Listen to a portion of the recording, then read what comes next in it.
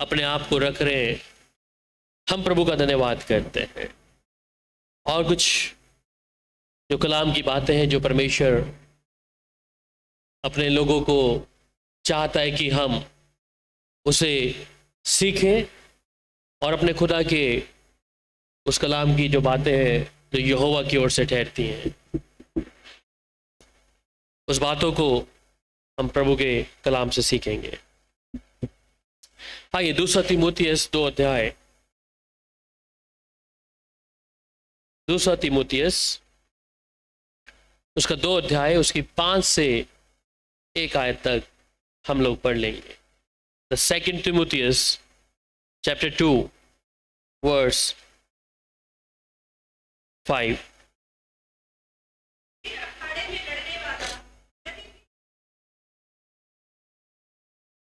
आमीन, thank you.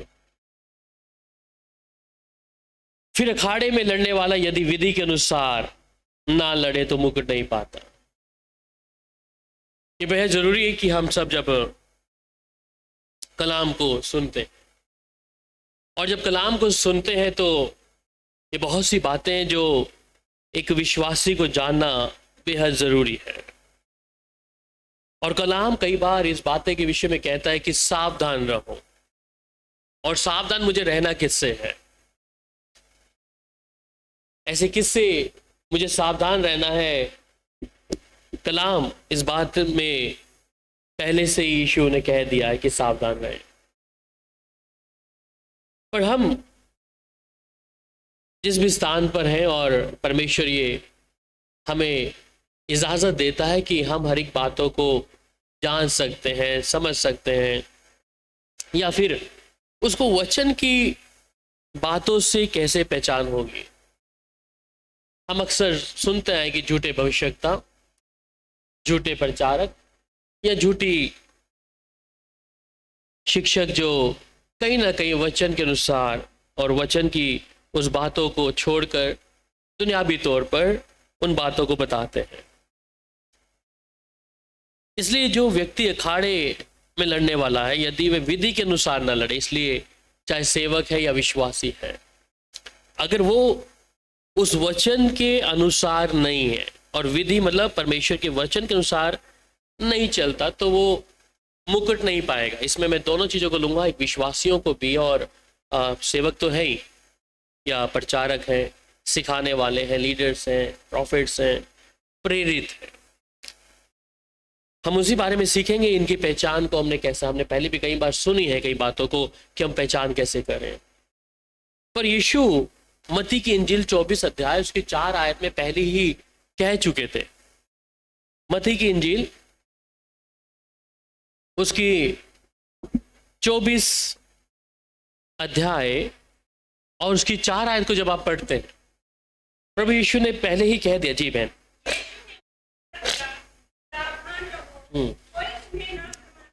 सो परमेश्वर के पुत्र यीशु मसीह इस बात को जानते थे कि तुम सावधान रहो, कोई तुम्हें भरमाने ना पाए। और जो शिक्षाएं आजकल हम लोग देख रहे हैं और सुनने में बड़ी और देखने में बड़ी अटपटी लगती हैं, जो वचन के बिल्कुल खिलाफ है। पर यीशु उस समय जो उसके चेले थे और जिन लोगों को सुसमाचार सुनाते थे, उनको उस बारे में यीशु मसीह बताते गए थे कि ये ऐसा होगा। और उसके लिए बिहेवियर भी उसके साथ कि तुम सावधान रहना। और हम कई बार कई बातों को आंख मूंझकर हम लोग विश्वास करने के लिए उतावले हो जाते हैं। और जो स्थिति संसार की है, चाहे वो झूठे प्रेरित हैं या भविष्यवक्ता हैं या पास्टर हैं या फिर सिखाने वाले हैं, शिक्षक हैं, बाइबल साफ साफ इस तौर पे कहती है कि मेरी जो प्रजा है अज्ञानता के कारण नाश हो रही है।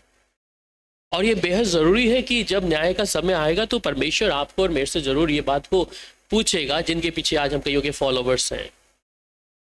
फॉलोवर्स हमें यीशु का होना है, किसी इंसान का नहीं है, या किसी पासबान का या किसी नबी का या प्रेरित का नहीं है। यीशु मसीह उस बातों को पीछे लोगों को कह चुके थे कि तुम सावधान रहना। और यहाँ पर सिर्फ यीशु मसीह नहीं, परंतु पुराने नियम में जब यिर्मयाह की किताब पढ़ते हैं उसके 29 अध्याय उसकी 8 आयत में यीशु क्या बोल, वहां पर क्या कह रहे हैं? प्लीज, परमेश्वर का कलाम, नबी क्या बोल रहा है? यिर्मयाह 29 वर्स 8।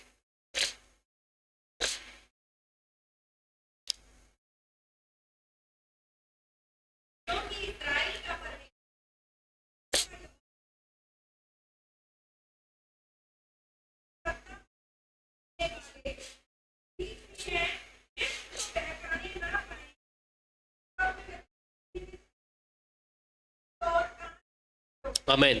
सो यिर्मयाह जो भविष्यवक्ता है, इन चीजों को भी वो भी पुराने नियम में साफ तौर पे कहता है, क्योंकि इज़राइल का परमेश्वर, सेनाओं का यहोवा तुमसे यूं कहता है कि तुम्हारे जो भविष्यवक्ता और भावी कहने वाले तुम्हारे बीच में हैं, वे तुमको बहकाने ना पाए, पर जो स्वप्न वे तुम्हारे निमित्त देखते हैं उनकी ओर कान मत धरो। सो प्रभु का कलाम हर बातों में, हम ये नहीं कह सकते कि हमें मालूम नहीं था कि हम किस जगह पे हैं, किस स्थान पर हैं, या हम किसके पीछे चल रहे हैं। यिर्मयाह इस बात को पहले ही, परमेश्वर का कलाम यिर्मयाह के मुख के द्वारा उन लोगों को बता चुका था, इस्राएलियों को। और बाइबल में, पुराने नियम में ऐसी भविष्यवक्ताओं को देखते हैं जहां पे बहुत सारी चीजें हैं। पर यीशु जब नए नियम की कलीसिया थी और नए नियम के लोगों को पहले से ही यीशु ने हिदायत दी थी कि सावधान रहना। देखिए, ये जरूरी क्यों है बात मुझे और आपको जानने के लिए, कि हमारी नागरिकता परमेश्वर के घर में जाने के लिए है। अगर हम किसी व्यक्ति का एक इमेज या किसी व्यक्ति को हम आगे धर लेते हैं, चाहे पासवान हो या प्रेरित हो या फिर कोई प्रॉफिट हो, अगर हम उसको किसी चीज में आगे धरकर हम ये सोचते हैं कि ये व्यक्ति के द्वारा मैं प्रभु के राज्य में चला जाऊंगा, तो ये हमारे लिए सबसे ज्यादा दुखद बात होगी कि हम उस प्रभु यीशु को छोड़कर किसी मनुष्य के ऊपर हमने भरोसा लिया है। इसलिए अक्सर ये देखा गया है कि लोग कई बातों के लिए परमेश्वर के संबंध के विषय में बात नहीं करते, परंतु कोई व्यक्ति उनको परमेश्वर की जो बातें बताए उसके अनुसार, चाहे वो झूठी है या सच्ची है, उसके अनुसार चलने के लिए तैयार रहते हैं। मैं कई बार देखा है कि बाइबल में इस बात को परमेश्वर कहते हैं कि मैं अपनी महिमा किसी को नहीं दूंगा, चाहे कोई भी हो, चाहे कोई इंसान क्यों ना हो, और इंसान के साथ वो कितने लोगों को सिखाने वाला क्यों ना हो, या शिक्षा का भंडार उसके पास क्यों ना हो, या चिन्ह और चमत्कार के बड़े काम उसके पास क्यों ना हो। हम मनुष्य को अगर एक परमेश्वर का दर्जा, या हमने सोच लिया कि अगर ये मनुष्य नहीं होता तो शायद हम को प्रभु मिलता ही नहीं, या परमेश्वर हमें छुटकारा देता ही नहीं अगर ये मनुष्य नहीं होता। इसलिए बेहद जरूरी है कि अंत के दिनों में मैं और आप प्रवेश कर चुके हैं, और ऐसी भावी करने वाली शक्तियां जो है मनुष्य के अंदर काम कर रही है। ये यिर्मयाह जो भविष्यवक्ता है कहता है कि भावी कहने वाले तुम्हारे बीच में हैं।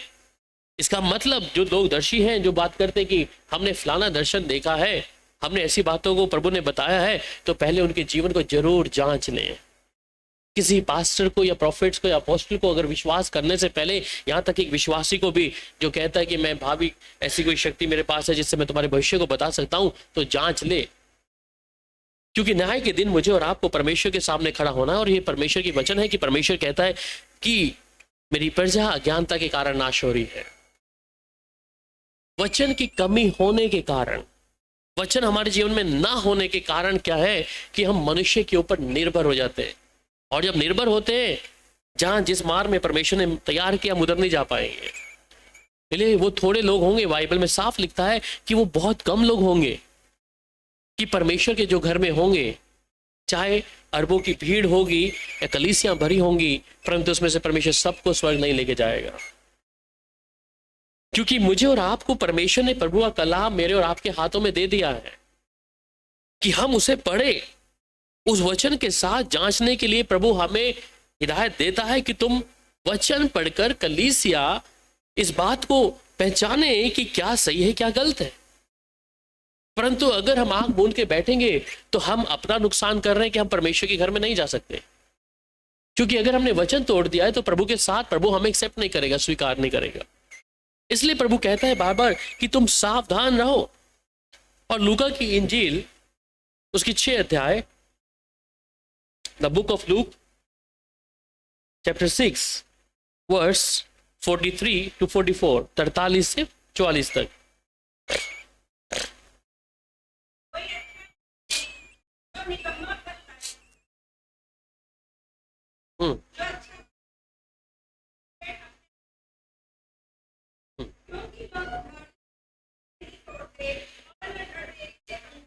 जी हाँ।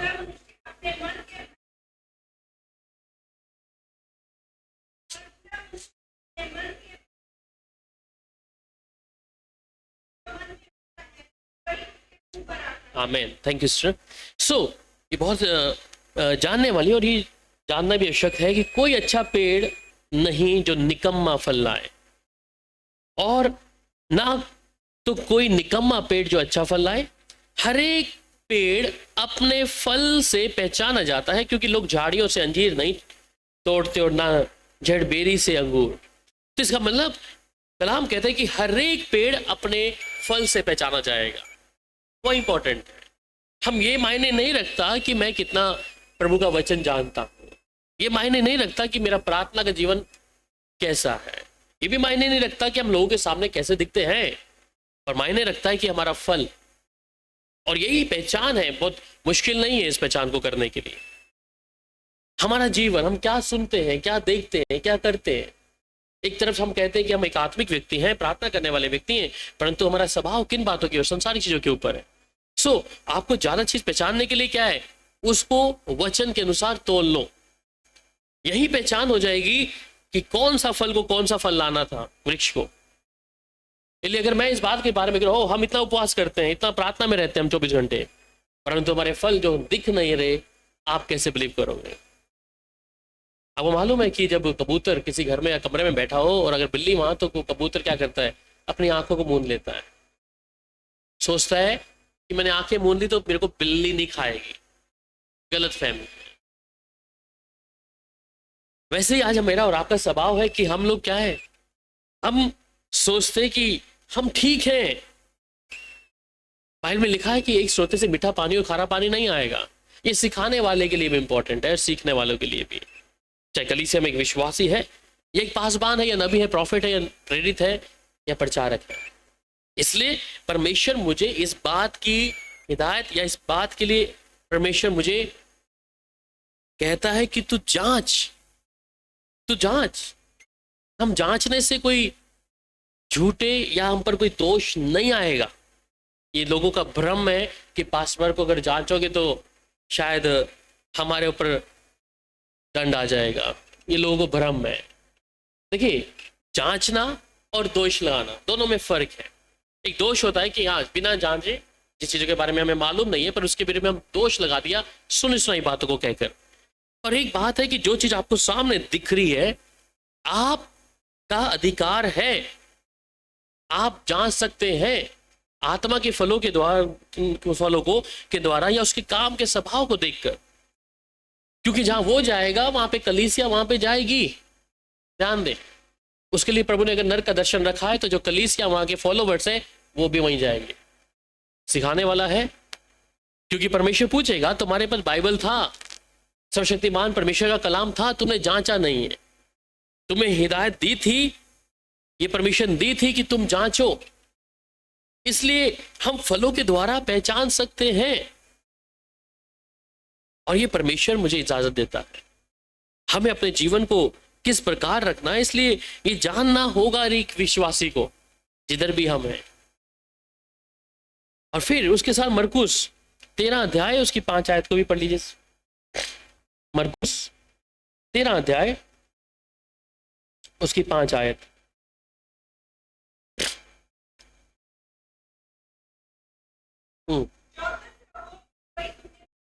आमीन। सो कहता है, यीशु उनसे फिर से कहने लगा, चौकस रहो।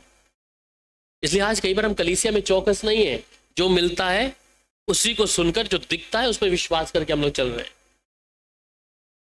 मैंने कहा कि जो सिखाने वाला है, अगर वो ऐसा है तो कलीसिया भी परमेश्वर के राज्य में नहीं जाएगी। जिसने वचन को तोड़ दिया, वचन ही नहीं रहा, तो सिखाने वाला और सीखने वाले के लिए परमेश्वर वो जगह रखी है।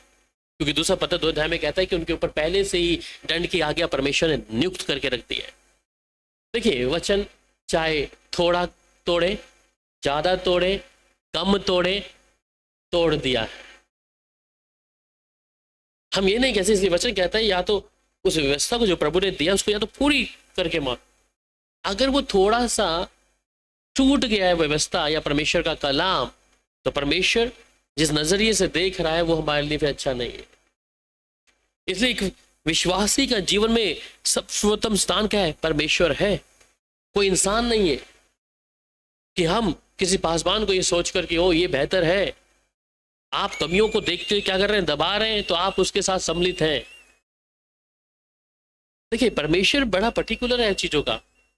परसों हम लोग मूसा के बारे में बात कर रहे थे, तो बात यही आ रही थी कि जब मूसा के कलाम के बारे में कि हारून और मूसा को परमेश्वर ने रोक दिया कनान जाने के लिए। छोटी सी गलती थी, बस कुछ ज्यादा नहीं। जो व्यक्ति सिद्ध हो चुका है, परफेक्ट हो चुका है, अगर उसके अंदर थोड़ी सी गलती मिल गई, और पर मूसा ऐसा ही था जिससे परमेश्वर बात कर रहा था। मूसा को परमेश्वर ने बोला तूने चट्टान से सिर्फ बातें करनी है, परंतु मूसा वहां लाठी मार रहा है। इसका मतलब जिस व्यक्ति को विश्वास में, अगर आपका विश्वास एक अच्छे स्तर पे है और आपके अंदर एक ऐसी छोटी सी कमी या ऐसे कुछ अचानक लिया हुआ निर्णय, वो आपकी पूरी जो समर्पण था प्रभु के लिए शून्य हो जाएगा। हम कई बार बोलते हैं कि प्रधानमंत्री एकदम से नियुक्त है, जो इतना बड़ा प्राइम मिनिस्टर, एकदम से डिसीजन क्यों नहीं लेता मणिपुर के लिए या कहीं के लिए? हम अपनी सोच से सोच रहे हैं कि, परंतु उसके लिए निर्णय लेने के लिए उसको किसको जवाब देना पड़ेगा? अगर उसका एक मुंह से कोई निर्णय ऐसा निकल गया जो आम जनता या समझ नहीं पाएगी। यहां तक कि अगर जज, जब किसी व्यक्ति को, आपको मालूम है इतनी जब कोर्ट केसेस है और इतना टाइम सालों साल लोगों के बीच जाते हैं, सिर्फ एक निर्णय सुनाने के लिए क्यों वो इतना वो है कि मेरे जुबान से शब्द ऐसा ना आ जाए कि किसी के लिए कोई प्रॉब्लम ना आ जाए, किसी के लिए फांसी की सजा ना आ जाए। वो समय देते हैं हर चीज को करने के लिए। इसलिए परमेश्वर जब अपने लोगों को नियुक्त करता है, अगर परमेश्वर की नजर में अगर हम ऐसा कुछ करते हैं तो परमेश्वर से बर्दाश्त नहीं करता। इसे हम लोग जो हल्का जानते हैं कि शायद ये हमारे लिए इंपॉर्टेंट नहीं है, पर जरूरी है। पर इसलिए प्रभु कहता है तुम चौकस रहो, कोई तुम्हें भरमाने ना पाए, क्योंकि मुझे और आपको हर एक व्यक्ति को अलग अलग हिसाब देना है खुदा के सामने। हम ये नहीं कह सकते कि पास्टर राहुल ने मुझे ये वाला वचन दिया था, प्रभु मुझे मालूम नहीं था, मैं फलाने की टीचिंग को सुना था, उसने मुझे ये दिया था। प्रभु ये नहीं सुनेगा। कहां से हमने बाइबल शिक्षा लिया, प्रभु ये नहीं सुनेगा। परमेश्वर ये सुनेगा जो तेरे पास है, जो कलाम तू जिसे पढ़ते नहीं हो हम लोग, क्योंकि हमने पास्टर की इमेज बना के रखी है आगे, ये मेरे लिए प्रार्थना करेगा, ये मेरे ऊपर हाथ रखेगा तब कुछ होगा। पर जब खुदा का कलाम मेरे और आपके हाथों में है, इसे हम पढ़ते नहीं है। सब कुछ लिखा है, इसलिए परमेश्वर ने कहा कि मेरी प्रजा अज्ञानता के कारण नाश है, क्योंकि हम निर्भर परमेश्वर के ऊपर नहीं, हम किसी मनुष्य के ऊपर निर्भर हो गए। इसलिए परमेश्वर फिर भी कहता है कि तुम सावधान रहो। वहां 2 तीमुथियुस और उसका 2 अध्याय और उसका 3 आयत भी पढ़ लीजिए बहन।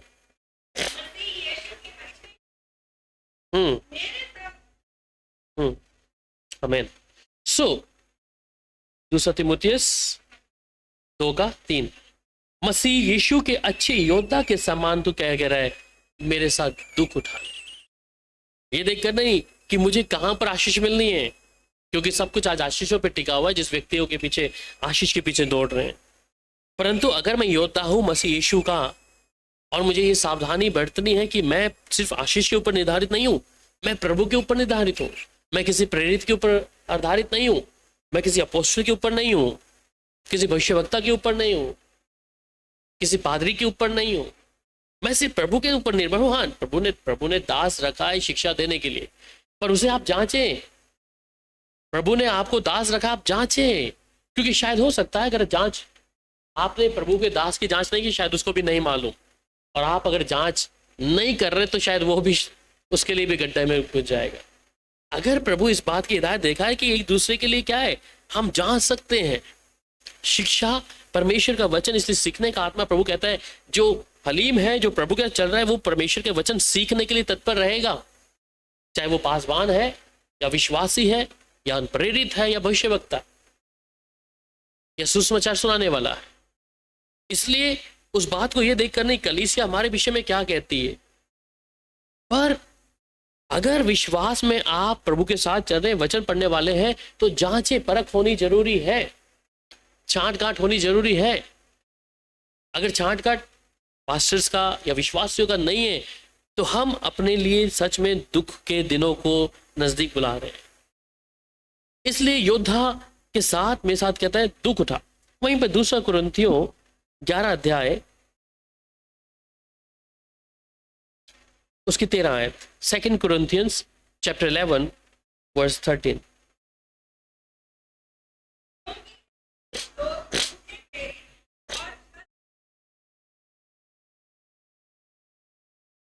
आमीन आमीन।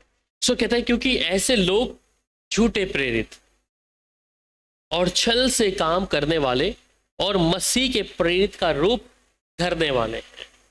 सो we are the end times, अंत के दिनों में है। और आजकल सिर्फ यही चलता है, देखा हमने तुम्हारे लिए प्रार्थना किया ऐसा हो गया। हमारी प्रार्थना के द्वारा हुआ, तुम्हारे साथ कुछ नहीं हो, तुम्हारा विश्वास नहीं है। पहली बात ये कंसेप्ट जो क्लियर कर ले, किसी पास्टर के द्वारा नहीं होता, ये किसी नबी के द्वारा नहीं है। पिछवाई है यीशु मसीह, मीडिएटर है पासबान। काम करने वाला कौन है? आपका विश्वास है, आपका विश्वास है। वो सिर्फ मनुष्य को परमेश्वर से मिलाप कराने के लिए कि बस आपकी बातों को प्रभु तक पहुंचाने वाला है। क्यों? पास्टर के हाथ में कुछ है? नहीं है, पास्टर के हाथ में कुछ नहीं है। इस बात को ध्यान रख लें एक बार। पर वो आपकी पहचान को किससे कराना है? वो सिर्फ प्रभु के सामने आपको रख रहा है। प्रभु ये बहन है, ये भाई है, इनको मैं तेरे सामने रखा है, प्रभु तू कर। अब यीशु मसीह जब किसी को चंगाई मिलती है तो आज आप कितना यूट्यूब पे देख लो, वहां यीशु मसीह का नाम बिल्कुल नहीं है। जो लोग व्हील चेयर उठा उठा के धन्यवाद करते हैं ना लोगों का, वो सिर्फ यह पास्टर ने ऐसा किया था। प्रभु यीशु मसीह कहीं नजर नहीं आता, उधर कहीं नजर नहीं आता। तो तारीफ मिल रही है शरीर को, और कलीसिया प्रभु का धन्यवाद नहीं करती, परंतु पासबान को किसने ऐसा प्रार्थना किया? प्रार्थना एक जरिया बनाया है, परंतु विश्वास आपका है। इसलिए आज कलीसिया को जांचने की आवश्यकता है। मैं जिधर हूं, मेरे को प्रभु के संबंध बनाना है। मुझे कोई पास्टर प्रभु के राज्य में नहीं ले जा सकता, मुझे कोई प्रेरित या भविष्यवक्ता प्रभु के राज्य में मुझे नहीं ले जा सकता। वो आपको सिर्फ बता सकता है भाई ये मार्ग है। देखिए, एक स्कूल में बहुत सारे बच्चे पढ़ते हैं, और एक स्कूल में जब बहुत सारे बच्चे पढ़ते हैं तो एक टीचर वहां पे है, सीखने वाले बच्चे हैं। क्या सभी बच्चे पास होते हैं या सभी बच्चे अच्छे से पढ़ते हैं? नहीं होता है ऐसा करके। एक ही बच्चे को कई बार एक क्लास में 2 साल या 3 साल लगाने पड़ते हैं। सिखाने वाला आपको शिक्षा दे रहा है, बता रहा है, परंतु आगे का काम क्या है? वो बच्चों का काम है कि मैं जो शिक्षा में पढ़ रहा हूं, इस शिक्षा को मैं सुनकर पढ़कर क्या मैं उसके लिए वैसा कर रहा हूं या नहीं कर रहा। और आपको ये भी नहीं कि टीचर आपको उठाकर जब आप फेल हो रहे हैं और आपको दूसरी क्लास में डाल दें, वहां पर नेक्स्ट क्लास में, वो नहीं कर सकता। इसलिए आपकी इंपॉर्टेंस आप जान लें कि मेरी इंपॉर्टेंस क्या है प्रभु के साथ में। मैं किसी इंसान के ऊपर भरोसा लेके नहीं चल रहा, मैं प्रभु के साथ लेके चल रहा हूं। मेरे लिए भविष्यवक्ता इंपॉर्टेंट नहीं है। जब भविष्यवक्ता की मीटिंग होती है, हम बुला रहे हैं किसी को, और भैया भीड़ आ जाती एकदम से, भविष्यवक्ता पत्नी क्या बोलेगा मेरे से। मैंने बंद ही कर दिया, मैं भी बंद ही कर दिया वेडनेसडे की मीटिंग। वो 5000 से ऊपर वो पहुंच गए फॉलोवर्स उसमें। कहाँ 2-2,500 थे उस समय पे, 5000 से ऊपर पहुंच गया। I stop it that. क्यों? कुछ कारण है, इमेज ना बन जाए, तस्वीर यीशु की ना नजर आते। वो इस उम्मीद में रहते हैं ये हमारे विषय में बात करते हैं। जिस भविष्यवक्ता से प्रभु ने बात करनी है, वो यीशु मसीह आपसे बात कर सकता है। मेरा भरोसा किस पे आ रहा है? इसलिए आज कलीसिया क्या है? वो मनुष्य के ऊपर भरोसा लेके आ रही है, इंसान पे, जो मेरे और आपके साथ दिखते हैं। हम एक जैसे दिखते हैं, परंतु हमने यीशु को हटाकर, पवित्र आत्मा को हटाकर, परमेश्वर को हटाकर मनुष्य के ऊपर आ गए। सिखाने वाला आपको सिखा रहा है वचन की बातें कि चलो गुड बातें, कुछ बातें परमेश्वर आपको वचन के द्वारा क्लियर करता है अपने दासों के द्वारा। पर अगर मैं किसी व्यक्ति को ये दर्जा दे दिया, मूसा के बारे में हम देखते हैं कि मूसा परमेश्वर ने उठा लिया, उसको खुद मिट्टी दे दी वहां पर, उसकी कब्र किसी को नहीं मालूम। कारण क्या था? यही था कारण कि लोग उसकी कब्र पे, उसकी टॉम पे जाकर वो दरगाना बनाकर उससे पूछने लग जाएं, या परमेश्वर को छोड़कर उसके आगे ना घुटने टेक कर प्रार्थनाएं दुआ करने लग जाएं। इसलिए परमेश्वर उस चीज को उठा लेगा जब हम मनुष्य के ऊपर विश्वास लेके आ जाएंगे। प्रभु के दास का आदर करना है, वो अच्छी बात है, आप करते हैं, पर अगर उसकी इमेज आपने बना के रख दी यीशु के साथ में, हाँ ये हाथ रखेगा, ऐसा होगा, वैसा होगा, तो हम प्रभु को नकार रहे हैं, प्रभु को अलग कर रहे हैं, प्रभु को दूर कर रहे हैं, पर मनुष्य को आगे लेके आ रहे हैं। इसलिए बेहद जरूरी है, क्योंकि ऐसे लोग झूठे प्रेरित हैं और छल से काम करने वाले मसीह के प्रेरितों का रूप धरने वाले हैं। तो अपने आप को अलग कि हाँ मुझे जैसे स्वर्ग से भेजा, आपने देखा होगा ऐसे पासवानों को तो व्हाइट चोला पहन के आते थे, ऐसा लगता है स्वर्ग से ही उतरा है बस, और कोई नहीं है। परंतु शिक्षाएं जब देखेंगे, हमने इनके लिए प्रार्थना किया, हमने इनके लिए ऐसा किया, प्रभु यीशु ने क्या किया वो नहीं मालूम। यीशु मसीह लहू बहाया है, क्या तुम बहाओगे? तुम अपने लहू का एक कतरा तक एक विश्वासी के ऊपर ऐसे नहीं डाल सकते, दर्द होगा। इसलिए यीशु को आज कलीसियाओं में लोग धीरे धीरे खत्म, ये दुष्ट की सबसे बड़ी चाल है। यीशु नजर नहीं आ रहा लोगों को, पास्टर नजर आ रहा है। इसलिए ये जांचने का अधिकार मेरे और आपके पास पूरा है। आप जांचें और बोलें। अगर आप उस बातों में सम्मिलित होते हैं, आप गुनहगार हैं। अब बाइबल की जो बेसिक टीचिंग है, 3 चीजें मैं बता रहा हूं, और हम ये कहते हैं कि यीशु मसीह ही परमेश्वर का पुत्र है, और ये सच्चाई है। पढ़ेगा पहला यूहन्ना 2 अध्याय और उसकी 22 आयत। पहला यूहन्ना 2 अध्याय और उसकी 22 आयत।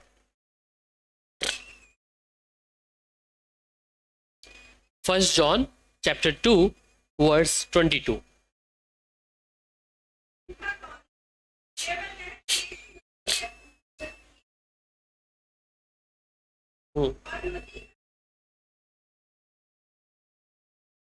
आमीन। ठीक है, अब इस वचन को आप चेक कैसे करेंगे कि झूठा कौन है?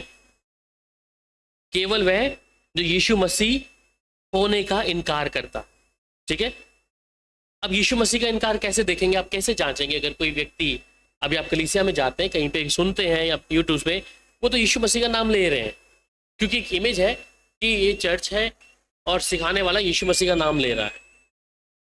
पर ये यीशु मसीह का इनकार कैसे कर रहा है ये व्यक्ति? कैसे करेंगे? पहचान क्या होगी? वो यीशु मसीह का नाम भी ले रहा है, कलीसिया भी है, वचन भी लिखे हैं, और इनकार हो रहा है कहीं ना कहीं यीशु मसीह का। वो कैसे जांचेंगे? सब लोग जानते हैं कि यीशु मसीह क्या है, वचन क्या है, वचन देहधारी हुआ था। ठीक है, यीशु मसीह, यीशु के चेले जब थे तो यीशु ने कहा कि तुम्हें मेरा मांस और लहू खाना और पीना पड़ेगा। यीशु किस चीज की बात कर रहे हैं? मेरा मांस खाना पड़ेगा। मांस क्या है? वचन की बात कर रहा है। और यीशु देहधारी हुआ, तो यीशु मसीह का इनकार कैसे कर रहे हैं? हाँ, वचन को ना मानकर, जो बातें कलाम के अंदर नहीं है उसको, या यो शिक्षा परमेश्वर के कलाम में दी गई है और उसको वो लोगों को सिखा नहीं रहे, या वो शिक्षाएं जो उनकी हैं और उसे वचन में उन्होंने डाल दिया। ये इनकार है यीशु मसीह का इनकार। ये नहीं कि हम तो यीशु को जानते नहीं। वो कहते हैं यीशु के द्वारा, यीशु का नाम लेकर कि तुम चंगाई पाओ, यीशु के नाम से बदरुएं निकाल रहे हैं, चंगाई दे रहे हैं। पर जब वचन की बात आती है तो यीशु का इनकार कैसे है? वचन को ना मानकर, जो चीजें वचन में नहीं है उन चीजों को डालकर, ये इनकार है यीशु मसीह का। हम सोचते हैं अरे वो तो चर्च है, वो तो यीशु मसीह के नाम से कर रहे हैं, प्रार्थना भी पिता से शुरू करते, यीशु के नाम से खत्म करते। कैसे इनकार कर रहे हैं यीशु का? इनकार यहीं से है। चाहे वचन थोड़ा या कम काट रहे या तोड़ रहे हैं, समझ जाए उधर से। यीशु मसीह का इनकार है जो लोग वचन में अपनी बातों को, चाहे हम क्रिसमस की बात करते हैं, ईस्टर की बात करें या तेल पानी की बात करते हैं, ये सब वचन के भार है। ये छोटी सी चीजें हैं, हम जांचने के लिए प्रभु हमें बोला है। जो बातें वचन में नहीं है उन बातों को अगर हम वचन में डाल रहे हैं तो हम उसके साथ इनकार कर रहे हैं यीशु मसीह का। प्रभु ने जो बोला कहा उतना ही करें। बाइबल में देखें कि जिन लोगों ने अपनी ज्यादा चलाई है, परमेश्वर उनको हटा दिया है। जितना कहा गया उतना करना है, मतलब कि जितना वचन आपको दिया है उतना ही चलें, उतना ही माने। परंतु इसमें आप अपनी बातों को डाल देंगे। प्रभु थोड़ा सा इसमें अपनी बातों को भी डाल देता हूँ। मैंने बोला ना, एक व्यक्ति मेरे पास आया एक बार, वो यहाँ ताबीज बांध के आया। मैं कहा प्रभु का वचन मानते हो? हाँ जी मानता हूँ। मैं कहा ये ताबीज बांधा है तुमने, क्या है ये? कहता है प्रभु यीशु मसीह का वचन पता नहीं चंगाई वाला वचन उसने यहाँ मत्ती वाला लिखा हुआ, वहां मैं खोल के पढ़ा, हो प्रभु ये क्या है। सो ये बुद्धि की बातें, सोचते कि वचन को ताबीज बनाकर यहाँ रख लेंगे, ये बुद्धि की बातें हैं जो मनुष्य आज कर रहा है। प्रभु बहुत साफ सुथरा जीवन मुझे और आपको दिया, आप प्रार्थना करें, वचन पढ़ें, बस दैट्स इट। हम कॉम्प्लिकेट कर रहे हो चीजों को, मतलब कि उलझा रहे हैं कहीं ना कहीं। इसलिए वचन की भरपूरी केवल वह जो यीशु मसीह होने का इनकार करता है, और मसीह का विरोधी वही है। अब हम कहते हैं कि अरे भाई आप कैसे बोल सकते हो झूठा भविष्यवक्ता है, वो भी तो बाइबल पढ़ रहा है, उसके पास भी तो बाइबल है, इतने लोग बैठे हैं, लोग चंगाई पा रहे हैं, तो मसीह विरोधी क्या है, यीशु का नाम लेगा। इसलिए यीशु ने पहले ही कहा कि मुझसे बढ़कर काम करेंगे, उनकी हर एक की आवाज को सुनकर तुम चले मत जाना। इसलिए यीशु पहले ही बोल दिया मत्ती 24:4 में कि सावधान सावधान सावधान, इसलिए कि कलीसिया विश्वासी प्रभु में जड़ पकड़े रखे। और वो कहते हैं वो मसीह विरोधी वही है जो पिता का पुत्र का इनकार करता है। इसका मतलब पिता का इनकार हुआ, पुत्र का हुआ, पवित्र आत्मा का, उन्होंने अपने आप को आगे रख दिया है कि हमारे द्वारा ऐसा हुआ, हमने ऐसा किया, तो यीशु मसीह वहां से हट गया। तो मसीह विरोधी यही है। देखिए भेद की बातें हैं, सब चीजों को आपको जांचना पड़ेगा। हम सिर्फ मुंह से जो यीशु मसीह का नाम ले रहे हैं। अभी कई लोग मुझे मैसेज करते हैं या फोन पे, एक व्यक्ति मुझे फोन किया, प्रेज द लॉर्ड ब्रदर, मैं प्रेज द लॉर्ड ब्रदर मुझे कुछ हेल्प चाहिए। मैं ठीक है। लखनऊ में उन्होंने मेरे को फोटो भेजी, एक लेडी की बिस्तर पे पड़ी है, कहते मेरी वाइफ है, प्रेग्नेंट थी, बच्चा खराब हो गया और आप पैसे भेज दो, दवाई लेनी है बात के लिए, 4,000 की दवाई है, आप कुछ दे दो, 2-2,500 रुपये दे दो। मैं प्रार्थना कर रहा था अन्य भाषा में, वो भी प्रार्थना कर रहा है मेरे साथ में। मुझे शक तो हो गया था, मैंने 800-900 रुपये उसके अकाउंट में डाल दिए। मैं दोबारा फ़ोन किया, मैं कहा ब्रदर जहाँ पे हो ना मेरे एक पास्टर है, मैं आपको वहीं भेज रहा हूँ। 800 रुपये देने के बाद मैंने कहा मैं आपके पास एक पास्टर को भेज रहा हूँ लखनऊ में, और वो आपकी कुछ हेल्प करेंगे, अभी एड्रेस दे दो। एड्रेस नहीं आया, 2 घंटे बीत गए, 3 घंटे। मैं ब्रदर एक एड्रेस दिया, वो एड्रेस मैंने सर्च किया, वो एड्रेस ही नहीं है। बंदे का फ़ोन स्विच ऑफ, सब कुछ। वह कौन अन्य भाषा कर रहा है, प्रार्थना कर रहा है, आप क्या कहेंगे? लोग कहने का मतलब इस हद तक शैतान पहुंच गया है, आप पहचान नहीं कर पाएंगे, रिकग्नाइज नहीं कर पाएंगे। इतना फेसबुक भरा पड़ा है कि हमारे पर हम प्रार्थना करते हैं, हम इतना करते हैं, आप सोचो अरे ये तो विश्वासी भाई बहन है, चलो कुछ डाल दो, कुछ ना कुछ थोड़ा ही डाल दो, कोई बात नहीं। मेरे साथ से 2-4 बार हुआ, मैंने दिया, पर मैं समझ गया था कि पर मैं कहा प्रभु मैं तेरे लिए कर रहा हूँ। मैंने एक बार बोला तेरे लिए करना, इंसान को देख के नहीं यार इसको जरूरत होगी भी तो कोई बात नहीं। कहने का मतलब अगर आत्मा की भरपूरी आप जानते हैं, प्रभु इस बात के बारे में कहते हैं जांचो। आप ये मत करो कि प्रभु हमारे ऊपर दंड लेके आ जाएगा, जांचो आप। इसलिए लोग जो पिता का इनकार कर रहे हैं, यीशु के वचन को इनकार कर रहे हैं, उनके साथ हमारी सहभागिता नहीं है। चाहे वचन थोड़ा टूट रहा है या ज्यादा टूट रहा है, हमारे साथ सहभागिता, वचन उसके लिए मना करता है। उनको प्रेज द लॉर्ड भी नहीं बोलना, उनको शालोम भी नहीं बोलना, उनको नमस्कार भी नहीं करना। परमेश्वर इस बात की हमें इजाजत देता है। अगर आप देख रहे हैं कि वचन तोड़ दिया व्यक्ति ने, उसके साथ अगर प्रेज द लॉर्ड बोल रहे हैं, आप दोषी हैं। आप दोषी हैं क्योंकि आपको मालूम है, परंतु आप यीशु का नाम उसके मुंह से ले रहे हैं। ठीक है। सो दूसरी बात वहां पर पहला यूहन्ना 1:7 में भी पढ़ लेंगे, 1:7।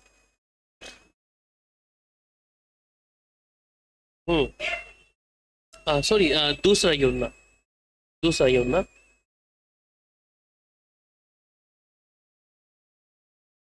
हाँ जी, हाँ जी, हाँ।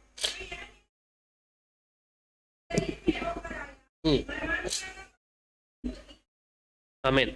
सो क्योंकि बहुत से ऐसे भरमाने वाले जगत में निकल आए हैं जो ये नहीं मानते कि यीशु मसीह शरीर में होकर आया। भरमाने वाला और मसीह का विरोधी ये है। जो लोग इस बात को विश्वास नहीं करते, कई लोग, कि हाँ यीशु मसीह था इस जगत में, और वो कहते हैं कैसे हो सकता है यीशु मसीह, कैसे यीशु मसीह आ सकता है? उसे क्या जरूरत थी अपने बेटे को भेजने, और बेटा कहाँ से आ गया? कईयों के सवाल ऐसे हैं। पर शिक्षाएं लोगों के जीवन में अभी क्या है, बिल्कुल विपरीत जा रही है। और लोग, कई लोग जो विश्वासी हैं, इस बात को सोचने के लिए तैयार हो गए कि यीशु कैसे आ सकते हैं, कैसे एक परमेश्वर का बच्चा पैदा हो सकता है, कैसे पुत्र आ सकता है। ये बातें सोचने के लिए आज शैतान ने उनके दिमाग को ऐसा करके रख दिया है। परंतु लोग क्या है, इस बात को सुनकर बीच में आ गए हैं। जो विश्वासी थे, अपने आप को 2 साल 3 साल 5 साल 8 साल से विश्वासी कहते हैं, वो लोग सोचने के लिए मजबूर हो गए।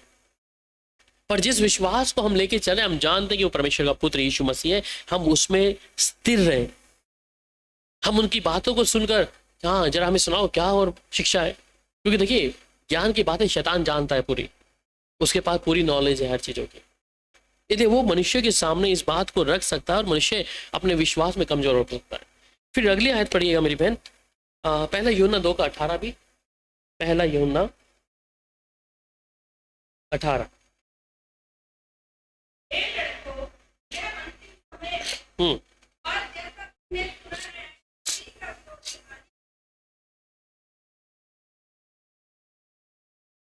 हम्म आमीन। सो हे लड़कों, ये अंतिम समय है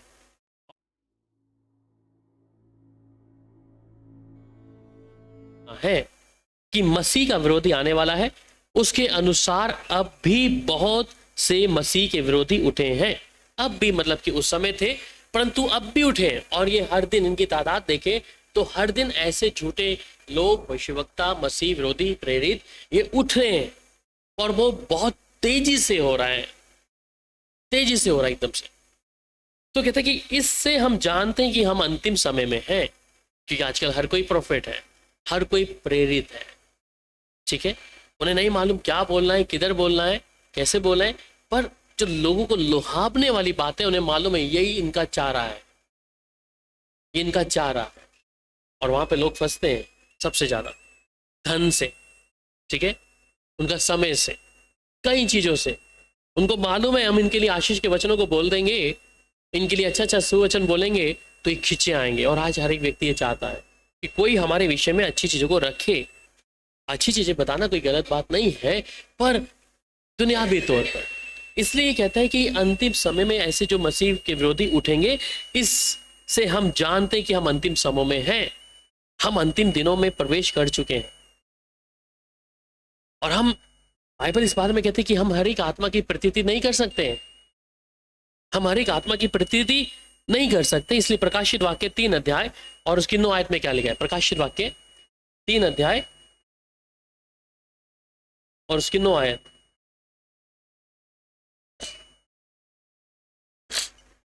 सब हम्म हम्म है नहीं। हम्म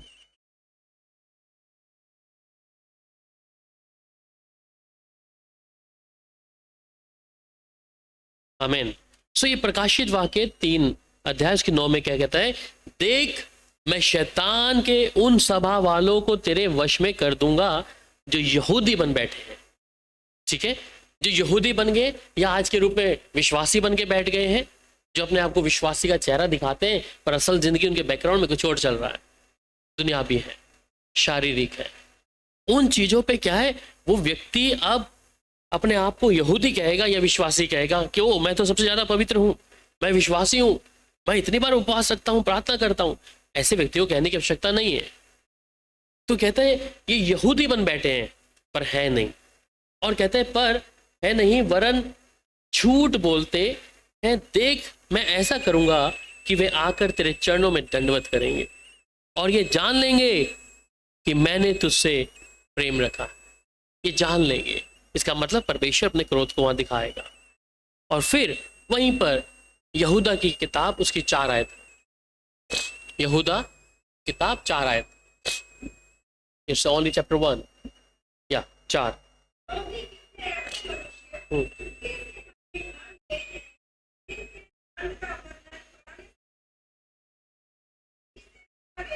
हम्म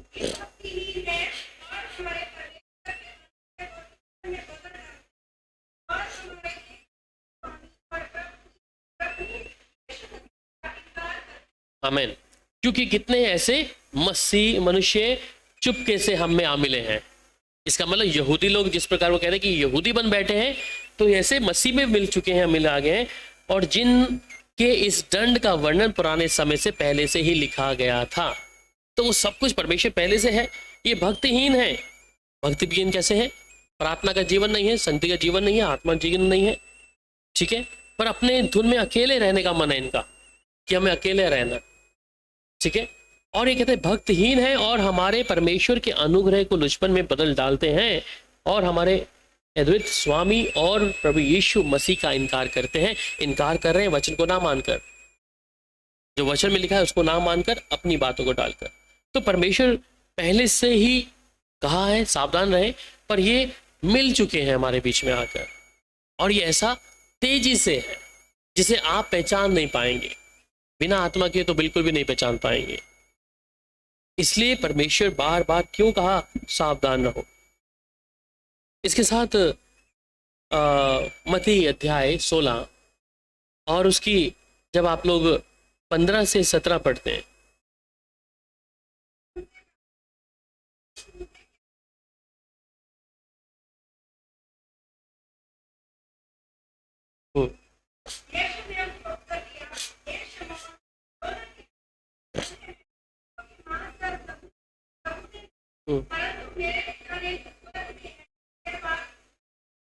आमीन। सो यहाँ पर यीशु के बारे में थे। यीशु इस बात को जांचना चाह रहा था कि ये बड़े चेलों से भी पूछ लेता हूँ, ये मेरे विषय में क्या सोचते हैं, इनकी मेरे को लेकर क्या धारणा है। क्योंकि कुछ लोग तो यीशु को, या साधु की फरीसी तो हमेशा इनकार करते आए हैं कि परमेश्वर का पुत्र नहीं हो सकता, क्योंकि वो लोग यहूदी जो हैं और ये साधु की फरीसी हैं, इनका मानना क्या है कि यीशु तो किसी राजमहल में पैदा होने वाला था, ये चरनी में मैंजर में कहाँ पैदा हो गया है, ये कैसे हो सकता है, ये इसके पास कहाँ से पाप की माफ़ी देने की ताकत है। तो ये जो फरीसी और साधु की, इनके अंदर ये चीज़ें चल रही थी, और यहाँ तक कि कुछ लोग और भी होंगे जो शायद प्रभु के पास आते होंगे परंतु शंका रखते होंगे। इसलिए यीशु अपने चेलों से पूछा कि उनसे कहा, परंतु तुम मुझे क्या कहते हो? और शमौन पतरस ने उत्तर दिया कि तू जीवते परमेश्वर का पुत्र मसीह है। वो जान गया था कि जिस यीशु के साथ में हूं उसमें मैं कुछ भी गलत बात नहीं देखता, मैं इसके अंदर ऐसी कोई बात नहीं देखता चाहे वो दुनिया भी है।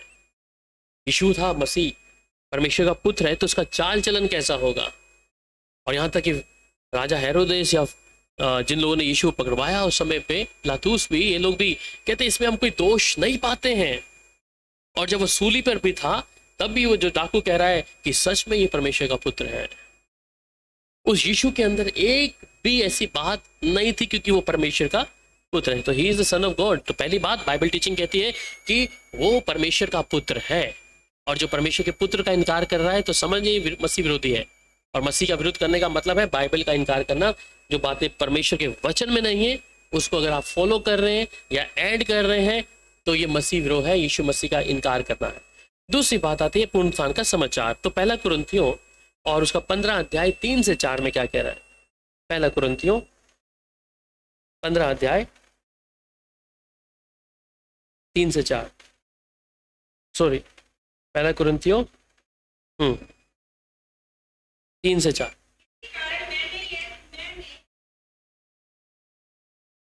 जी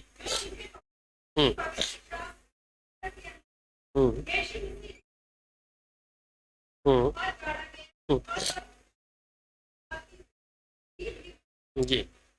सो ये बात क्लियर है कि यीशु मसीह हमारे पापों के कारण क्या किया? मारा गया और तीसरे दिन मुर्दों में से जी उठा। ये बात पहुंच गई तो हम इस बात का सहमति जताते कि यीशु मरा और तीसरे दिन मुर्दों में से जी उठा है, ठीक है। पर एक दूसरा ग्रुप है, वो कहते हैं यीशु ना मरा, ना पैदा हुआ और ना जन्म। एक परमेश्वर है। और यहोवा विटनेस जिसके बारे में आप सुनते हैं, तो यहोवा विटनेस भी यही कहता है कि सिर्फ यहोवा ही है, यीशु मसीह नहीं है। ऊपर परमेश्वर है तो पुत्र की क्या आवश्यकता है? तो हम इस बात को लेते हैं कि यीशु पैदा हुए, उनका जन्म हुआ और तीसरे दिन मुर्दों में से जी उठा, ठीक है। अब तीसरी बात आती है ट्रिनिटी की, और यह त्रिएक परमेश्वर की, ठीक है। ये त्रिएक परमेश्वर है, पिता परमेश्वर, यीशु परमेश्वर और पवित्र आत्मा परमेश्वर। बाइबल में जब यहूदा की इस किताब में पढ़ते हैं उसकी 11वीं आयत में, ठीक है, यहाँ पे कुछ लोग जो हैं, पढ़ेगा यहूदा यहूदा यहूदा जूड रेवलेशन से ऊपर से, और उसकी हम्म, हम्म, जी हाँ। सो अब जो लोग ट्रिनिटी को विश्वास नहीं करते, त्रिएक परमेश्वर, ठीक है, त्रिएक परमेश्वर, पिता परमेश्वर, यीशु परमेश्वर और पवित्र आत्मा परमेश्वर, तीनों हैं, और तीनों के काम क्या है, अलग अलग, पर हैं कौन, त्रिएक है। इसका मतलब जो पिता को मालूम है, यीशु को मालूम है, यीशु को मालूम है, पवित्र आत्मा को मालूम है। और ये जब तीनों काम करते हैं, ऐसा नहीं होता कि अपनी मर्जी से एक व्यक्ति अलग काम कर रहा है, तीनों अलग अलग व्यक्ति हैं पर त्रिएक है, ठीक है।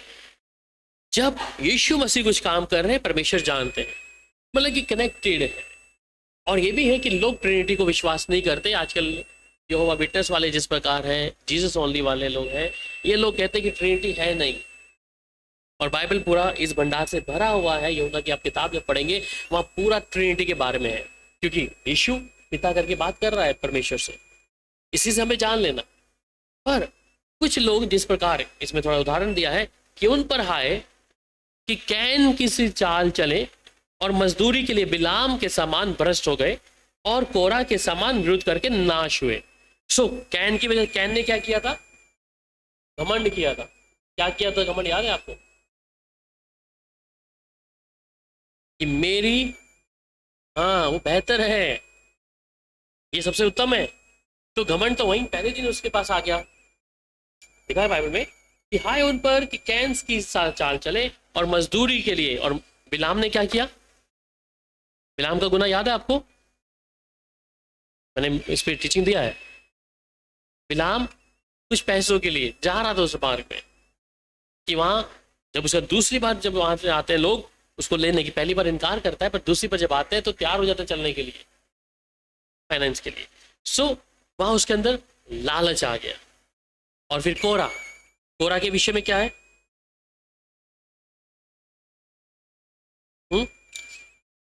कोरा भी नाश हुए। कहते ये जो तीनों थे उन पर हाय, क्योंकि कैन की सी चाल चले और मजदूरी के लिए बिलाम के भ्रष्ट हो गए और कोरा के समान विरोध करके नाश हुए। कोरा ने विरोध किया था, इसलिए कोरा वहीं पे समाप्त कर दिया प्रभु ने, विरोध पे गए।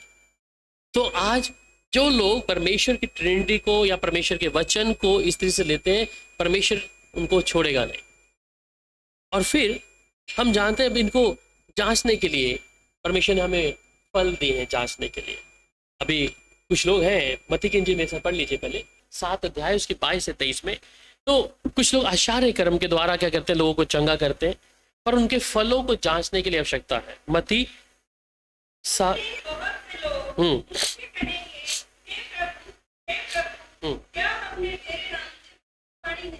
जी हम्म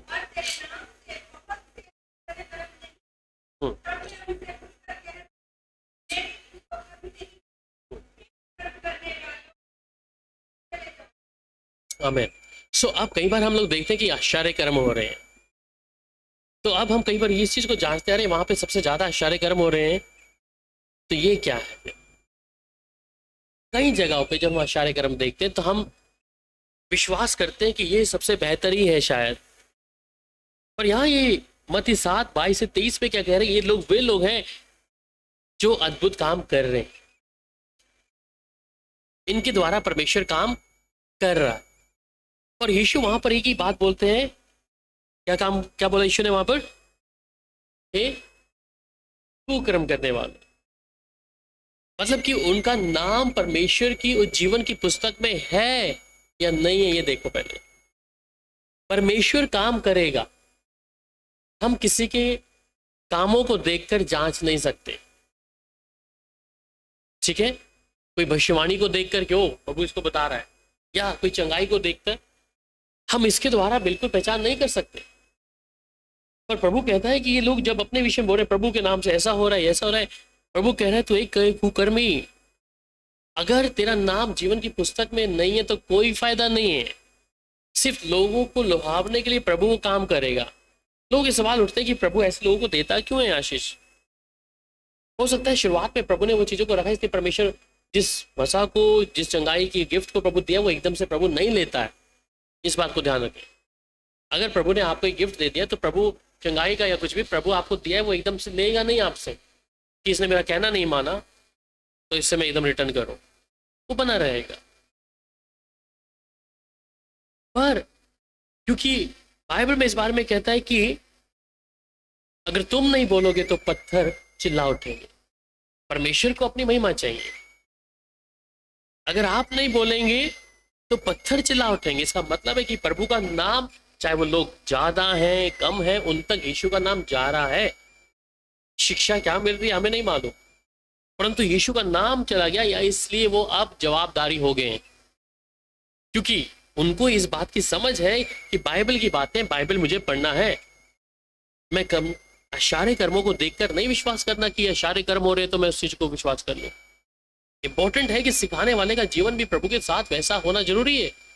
और सिखाने वाले का जीवन अगर ऐसा नहीं है तो वो चीज स्पिरिट काम करता है उन लोगों में, एक ही चीज का। तो ये मायने नहीं लगता कि अशारे कर्म आपने देखे हैं या उस चीज पर विश्वास कर रहे हैं। एक बार मुझे एक व्यक्ति बोला, हमारे पास आया, बोला आशीष जी जैसे जीसस कॉल में ऐसे ऐसे काम होते थे वो भी इधर नहीं होते यहाँ पे। मैंने बोला मैं क्यों? मैं कहा आपको ये सवाल क्यों उठा ऐसा करके? मैं कहा देखा वहां सब अन्य जाति जैसे लोग थे, अधूरे विश्वास में जैसे थे, पर यहाँ हम लोग सिखाया है वहीं पे कि विश्वासी हैं, सब प्रभु के ऊपर निर्भर चलने वाले हैं। यहाँ थोड़ी ना छलांगे मारेंगे ऐसे करके, है ना। हम अक्सर 15 अगस्त की मीटिंग रहते तो 11 में ऐसे ही था, प्रभु अद्भुत किया उस समय पे। पर जो विश्वासी उसे उछल कूद की करने की क्या आवश्यकता है? सही बात है। अभी आप देखो कई पास्टर वो ऐसे छलांगे मार रहे हैं ऐसे करके, पवित्र आत्मा आ गया इसके अंदर, ऐसे बोल रहे थे बहुत ऊंची ऊंची छलांगे मारना, कलीसिया हंस रही है उसके ऊपर, भैया देख देख के ऐसे था रहती, देख देख के पास्टर उछ रहा है तो टूट फूट गया, उसको होश में नहीं है। परमेश्वर का आत्मा जो है देखिए नियंत्रण का आत्मा है, गड़बड़ी का नहीं है। एक ताली बजा रहे एक बात है, पर वो उछल गए कंट्रोल से बाहर है। माइक में क्यों जा रहे हैं सारे? कौन सा स्पिरिट है? इसे प्रभु कहता है जांच, जांचना आवश्यक है। नियंत्रण में है हर चीज। भविष्यवक्ता परमेश्वर के नियंत्रण में है, जो परमेश्वर बोला है वो नियंत्रण में है, पवित्र आत्मा नियंत्रण में है। अभी जहां मुझे अन्य भाषा बोलना है वहां बोलना है, जरूरी नहीं है कि किसी के बीच में जाके ऐसे बोलूं अन्य जाति के बीच में। प्रभु दिया है, पर आप उसकी कंट्रोलिंग आपके पास है।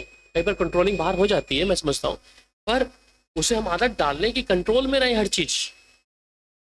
बाइबल में लिखा है कि जब कोई अन्य जाति के सामने जब तुम गैर भाषाएं बोलोगे तो तुम्हें मुंह रखे आएंगे। इसलिए कहते हैं अन्य जाति के समान बुड़बुड़ा मत। वो यही कारण है। इसलिए प्रभु नियंत्रण का आत्मा, कोई चीजों को देखे तो वो हर चीजों को कंट्रोल में रहने वाली शक्ति है।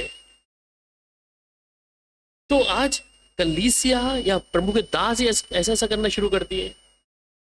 जांचना, परमेश्वर जब छूता है तो उसको आप नियंत्रण में रख सकते हैं, आउट ऑफ कंट्रोल नहीं हो सकते, उसको कंट्रोल में रखें। ठीक है। सो ये लोग जो अशारे कर्म कर रहे हैं, लोग देख देख कर उनके पीछे जा रहे हैं, परंतु परमेश्वर के साथ नहीं। इसलिए सिखाने वाले के लिए भी इंपॉर्टेंट है कि हमें उसका जीवन भी जांचना है। अशारे कर्मों को देखकर मत जाए कहीं पर, यहाँ बड़े बड़े काम हो रहे हैं, ऐसा कुछ हो जाएगा हमारे साथ भी। मेरे पास एक डॉक्टर आते थे जीसस स्कूल में, उसने गाड़ी वहीं रोकनी, नीचे ऊपर भी नहीं आती थी। तो वहां से मैं वॉलंटियर भेजा, मैं तुम ही जाके प्रार्थना करो जाके। वो कहते नहीं पास्टर राहुल आएगा नीचे तो प्रार्थना करेगा। फिर मुझे बोलते अच्छा एक बार दीनाकरण से भी मिलवा दो, वो करेंगे तो शहर में ठीक हो जाऊंगी। अन्य जाती थी तो तब भी ठीक नहीं हुई। दिल्ली ले गए तो तब भी ठीक नहीं हुई। हाथ रखा दीनाकरण है तब भी नहीं हुई। फिर बोले कुछ मैंने महसूस तो किया नहीं दीनाकरण के द्वारा ऐसा करके। मैं वो तो हम यहाँ पे भी कर रहे थे, पैसा इतना तूने दे के भी आना है वहां पे और खर्चा भी करना है, यहीं कर लेती। तो लोगों के सवाल जब ऐसे सुनने को आते थे कि हमें कुछ हुआ नहीं, महसूस तो कुछ हुआ नहीं। तो कहने का मतलब है ये लोग वो है जो चाहे कुछ भी हो जाएगा, ये लोग उस चीज से भी निजात नहीं पाएंगे। इसलिए हमारा भरोसा हम खुद खुदा के ऊपर कायम कर लें, परमेश्वर खुद चलना शुरू कर दें। ठीक है। तो याकूब कि 5 अध्याय उसकी 13-14 में क्या कह रहा है, वहां पे प्रार्थना की एक शक्ति है, ठीक है। याकूब 5:13 को आप हमेशा पढ़ते हैं ना, पढ़ दीजिए उसकी। याकूब 5 अध्याय 13, 14 और 17 तक।